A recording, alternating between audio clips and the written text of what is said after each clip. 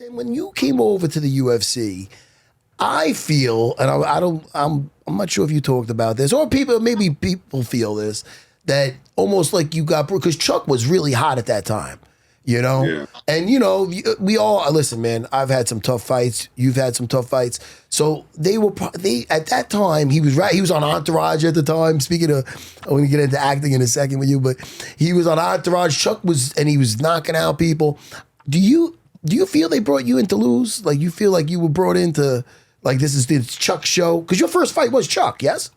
No, Chuck was my second fight. Fuck, who was your first fight? Marvin Eastman. It was a rematch. Oh, shit, yeah, I remember that.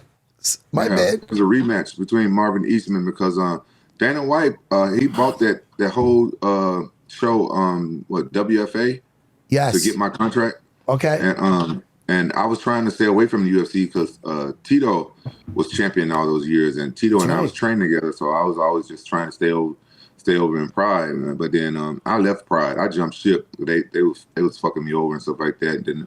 Then I jumped ship right before they lost their TV rights. Right. So I fought.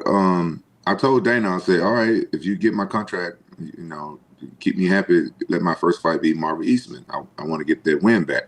He's okay. So I got Marvin Eastman. Then after the fight, I think Joe Rogan asked me, would I be ready for Chuck? And I said, no, I'm not ready for Chuck.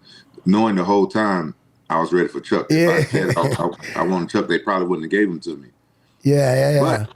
But that being said, I kind of told them I think that they should like give me a couple more fights so the fans can get to know me because they don't want to just bring me over because a lot of American fans didn't know who I was, right? Yeah. And then bring me over to take out their star right away. But after I lost to Shogun, most of the MMA world thought I was finished because back in the day I had turned religious and all this stuff, and even my team thought that I was finished after I turned religious and everything. So I knew what I had in me, but nobody else did. So people at the UFC, they thought I was done. They thought Chuck was going to beat me.